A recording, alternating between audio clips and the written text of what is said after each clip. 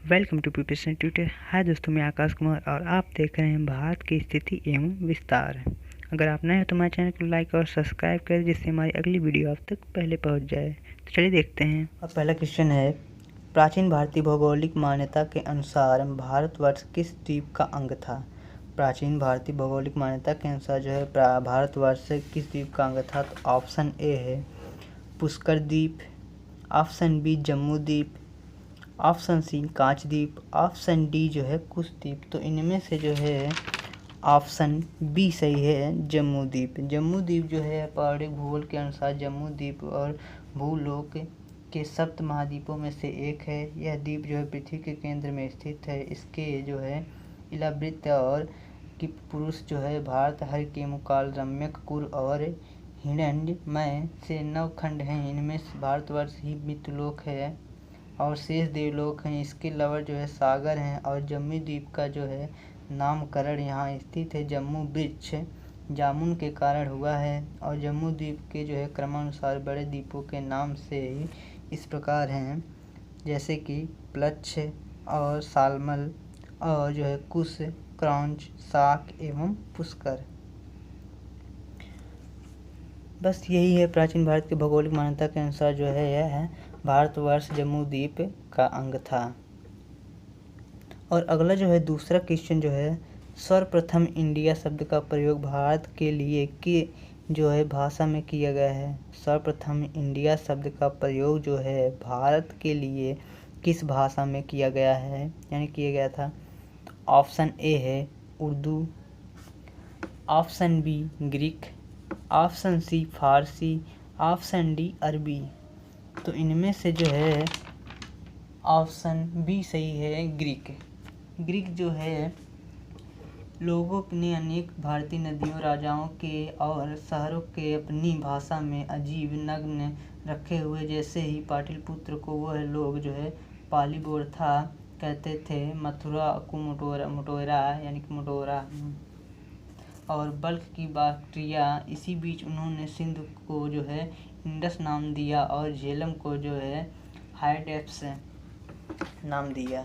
अगला जो है तीसरा क्वेश्चन जो है, भारत की मुख्य भूमि की दक्षिणी सीमा है, यानी कि भारत की जो है मुख्य दक्षिणी सीमा है। तो ऑप्शन ए है 6 अंश 4 मिनट उत्तरी अक्षांश, ऑप्शन बी है 7 अंश 4 मिनट उत्तरी अक्षांश, ऑप्शन सी 8 अंश जो है 4 मिनट उत्तरी अक्षांश, ऑप्शन डी जो है 6 अंश 8 मिनट उत्तरी अक्षांश में। तो इनमें से जो है ऑप्शन सी सही है, 8 अंश 4 मिनट उत्तरी अक्षांश, ये सही है। तो भारत जो है 8 अंश 4 मिनट उत्तरी अक्षांश से 37 अंश 6 मिनट उत्तरी अक्षांश तथा 68 अंश 7 मिनट पूर्वी देशांतर से 97 अंश 25 मिनट पूर्वी देशांतर विस्तार लगभग 300 है। और भारत विषुवत रेखा के उत्तरी गोलार्ध में स्थित है। देश का विस्तार जो है उत्तर से दक्षिण तक 3214 किलोमीटर और पूर्व से पश्चिम तक 2933 किलोमीटर है। यह थी भारत की मुख्य भूमि की दक्षिणी सीमा। और अगला जो है चौथा क्वेश्चन ये है कि भारतीय मानक समय आधारित यानी कि है, भारतीय मानक समय आधारित है। तो ऑप्शन ए है 80 अंश पूर्व देशांतर पर, और ऑप्शन बी है 80 अंश पश्चिम देशांतर पर, ऑप्शन सी है 82 अंश 30 मिनट पूर्व देशांतर पर, ऑप्शन डी है 82 अंश 30 मिनट पश्चिम देशांतर पर। तो इनमें से ऑप्शन सी सही है, 82 अंश 30 मिनट पूर्व देशांतर पर।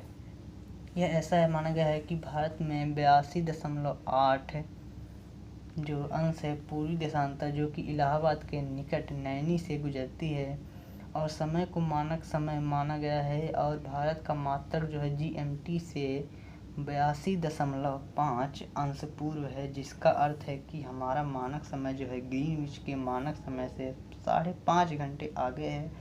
अर्थात इंग्लैंड में जब दोपहर को 12 बजे का समय होता है, तब भारत में शाम के 5:30 यानी कि 5:30 होते हैं।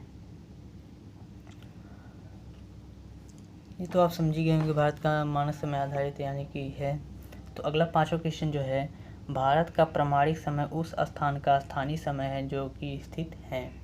भारत का प्रमाणिक समय जो है उस स्थान का स्थानीय समय है जो कि स्थित है। तो ऑप्शन ए है दिल्ली के समीप, ऑप्शन बी है इलाहाबाद के समीप, ऑप्शन सी है कोलकाता के समीप, ऑप्शन डी है भोपाल के समीप।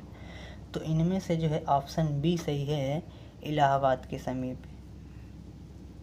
इलाहाबाद को क्यों माना गया है, तो चलिए देखते हैं। भारत में पूर्वी देशांतर जो कि इलाहाबाद के निकट नैनी से गुजरती है, तो समय का मानक जो है इसे माना गया है।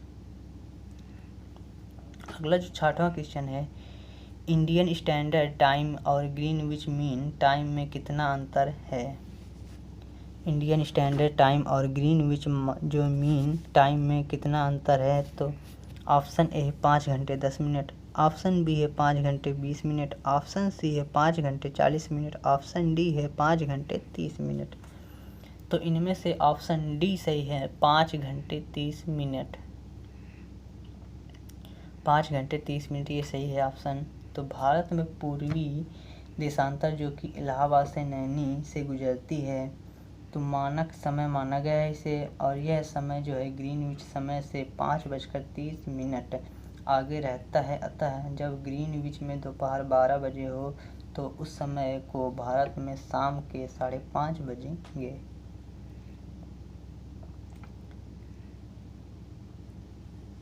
और अगला जो है सातवां क्वेश्चन जो है, भारत का ध्रुव जो है दक्षिणी भाग की विषुवत रेखा से दूरी कितनी है।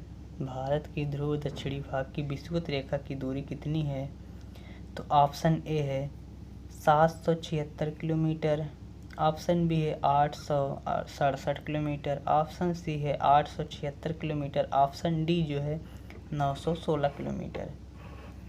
तो इनमें से ऑप्शन सी सही है, 876 किलोमीटर। तो हम कह सकते हैं कि भारत का सबसे दक्षिण बिंदु जो है इंदिरा पॉइंट निकोबार द्वीप समूह में है। इसे पूर्व नाम है लाहीचिंग।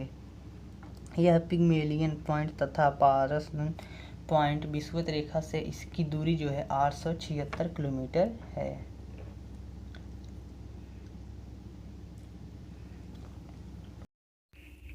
और अगला जो है आठवां क्वेश्चन जो है, भारत की स्थलीय सीमा की लंबाई कितनी है।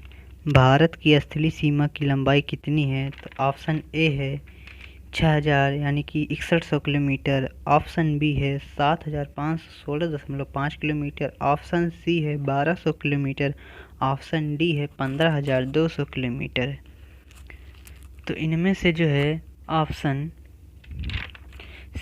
डी सही है, 15200 किलोमीटर। तो हम कह सकते हैं कि भारत की कुल स्थलीय सीमा की लंबाई जो है 15106 किलोमीटर से या 15200 या 15280 किलोमीटर है। और जो है कि भारत के 17 राज्यों को छूती है तथा 7 देशों के साथ लगती है। यह थी भारत की स्थलीय सीमा की लंबाई जो है यह 15200 किलोमीटर है। और अगला जो है 9वां क्वेश्चन जो है, द्वीपों सहित भारत के तट रेखा की लंबाई कितनी है। द्वीपों सहित भारत के तट रेखा की लंबाई जो है कितनी है, तो ऑप्शन ए है 6100 किलोमीटर, और ऑप्शन बी जो है 6200 किलोमीटर, ऑप्शन सी जो है 7516.5 किलोमीटर, ऑप्शन डी जो है 8000 किलोमीटर। तो इनमें से जो है ऑप्शन सी सही है, 7516 किलोमीटर दशमलव में हो गया है। तो यह जो है भारत की स्थलीय सीमा की लंबाई जो है 15200 किलोमीटर तथा द्वीप सहित जलीय सीमा की लंबाई जो है 75166 किलोमीटर। मुख्य धरातली भाग की समुद्री सीमा की लंबाई जो है 6100 किलोमीटर है। यदि अंडमान निकोबार तथा लक्षद्वीप समूह को भी सम्मिलित किया जाए तो भारत की तटीय सीमा जो है 7500 यानी कि 16.6 किलोमीटर हो जाती है। यही लगभग होता है कि द्वीपों समेत भारत के तट रेखा की लंबाई जो है इतनी है। और अगला जो है 10वां क्वेश्चन, भारत की उत्तर से दक्षिण तक की लंबाई कितनी है। भारत की उत्तर से दक्षिण तक की लंबाई जो है कितनी है, तो ऑप्शन ए है 2933 किलोमीटर। ऑप्शन बी है 3214 किलोमीटर। ऑप्शन सी जो है 3124 किलोमीटर। ऑप्शन डी जो है 3412 किलोमीटर। तो इनमें से जो है ऑप्शन बी सही है, 3214 किलोमीटर। यह जो है कि यह 8201/2 पूरी देशांतर इनकी लगभग मध्य से होकर गुजरती है, जो कि देश का मानक समय भी है। और पूर्व से पश्चिम तक की इसकी लंबाई जो है 2933 किलोमीटर तथा उत्तर से दक्षिण तक की लंबाई जो है 3214 किलोमीटर है। यह भारत की उत्तर से दक्षिण तक की लंबाई थी। अगला क्वेश्चन जो है, भारत की पूर्व से पश्चिम तक की लंबाई कितनी है? भारत की पूर्व से पश्चिम की लंबाई कितनी है? तो ऑप्शन ए है 2933 किलोमीटर। ऑप्शन बी जो है 3033 मीटर। ऑप्शन जो है सी जो है 3133 किलोमीटर। ऑप्शन डी जो है 3214 किलोमीटर। तो इनमें से जो है ऑप्शन ए सही है, 2933 किलोमीटर। तो यह जो है कि 8201 पूर्वी देशांतर इसके लगभग मध्य से होकर गुजरती है, जो कि देश का मानक समय भी है। और पूर्व से पश्चिम तक की इसकी लंबाई जो है 2933 किलोमीटर तथा उत्तर से दक्षिण तक की लंबाई जो है 3214 किलोमीटर है। और अगला 12वां क्वेश्चन जो है, भारत की तट रेखा की लंबाई कितनी है? यह बहुत ही महत्वपूर्ण क्वेश्चन है। भारत की तट रेखा की लंबाई जो है कितनी है? तो इनमें से ऑप्शन ए है 6100 किलोमीटर। ऑप्शन बी जो है 6200 किलोमीटर। ऑप्शन सी जो है 6175 किलोमीटर। ऑप्शन डी जो है 6500 किलोमीटर है। तो इनमें से जो है ऑप्शन ए सही है, 6100 किलोमीटर। तो यह जो है भारत की स्थलीय सीमा की लंबाई जो है 15200 किलोमीटर तथा द्वीप सहित जलीय सीमा की लंबाई जो है 75000 यानी कि 75016 यानी कि 166 किलोमीटर है। मुख्य धरातलीय भाग की जो है समुद्री सीमा की लंबाई है। और यदि अंडमान निकोबार तथा लक्षद्वीप जो है समूहों को भी सम्मिलित किया जाए तो भारत की तटीय सीमा की जो है 7500 यानी कि 16.6 किलोमीटर हो जाती है। और अगला जो है 13वां क्वेश्चन, भारत का क्षेत्रफल जो है विश्व के कुल भौगोलिक क्षेत्रफल का कितना है? भारत का क्षेत्रफल जो है विश्व के कुल भौगोलिक क्षेत्र का कितना है? तो ऑप्शन ए है 2.2%। ऑप्शन बी जो है 2.4%। ऑप्शन सी जो है 2.8%। ऑप्शन डी जो है 3.2%। तो इनमें से जो है ऑप्शन बी सही है, 2.4 यानी कि परसेंट।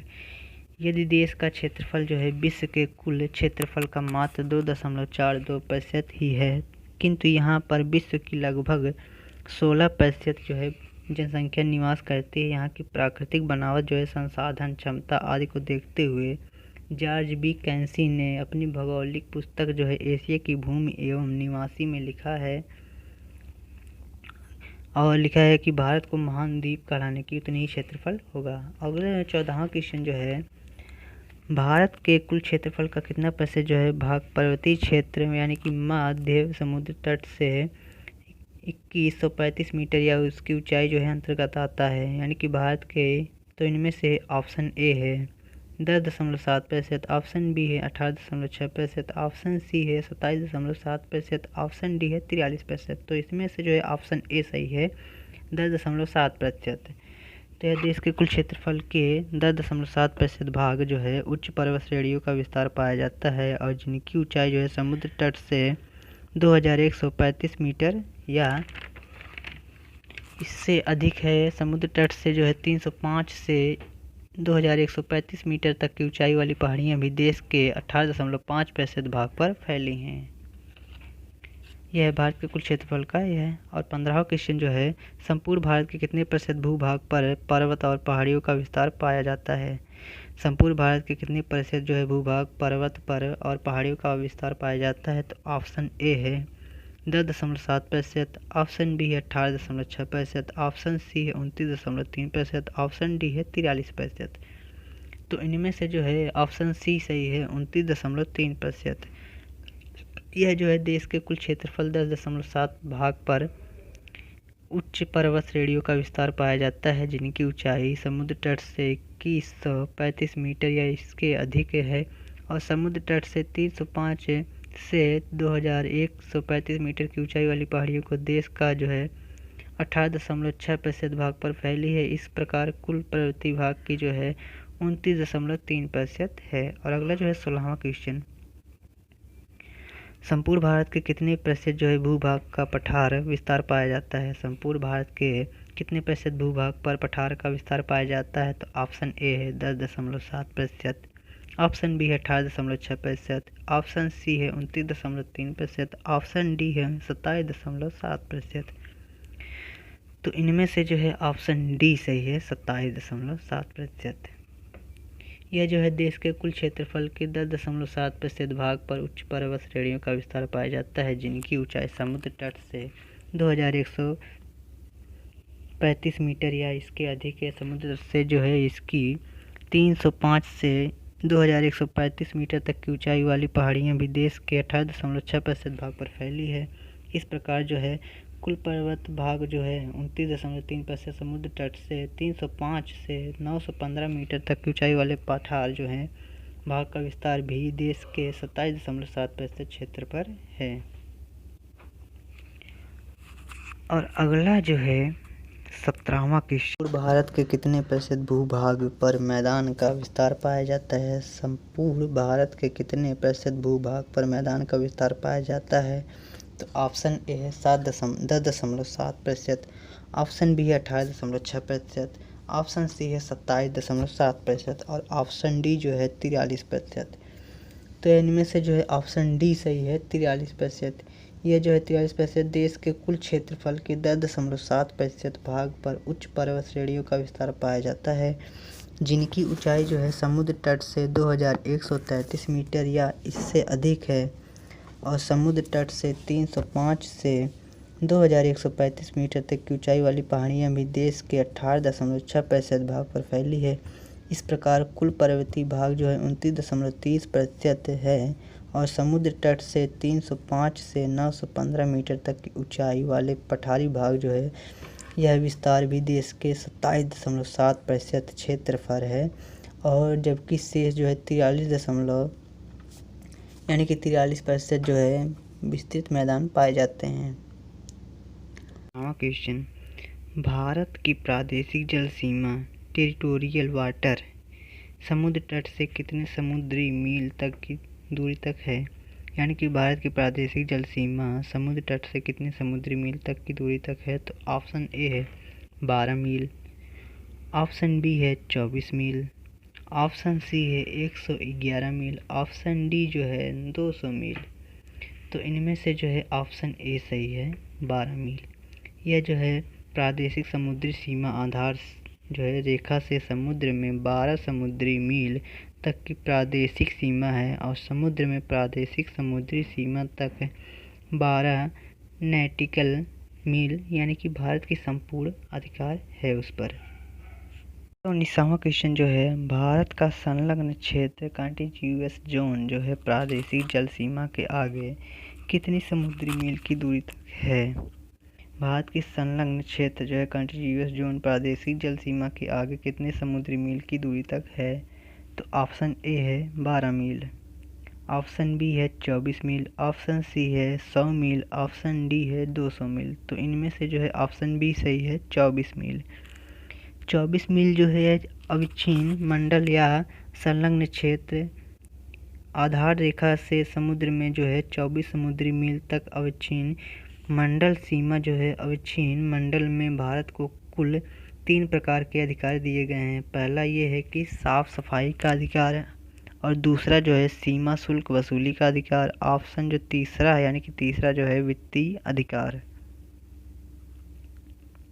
ये तीनों हैं। यह संलग्न क्षेत्र प्रादेशिक सीमा के समुद्री मील की दूरी है, यह 24 मील है।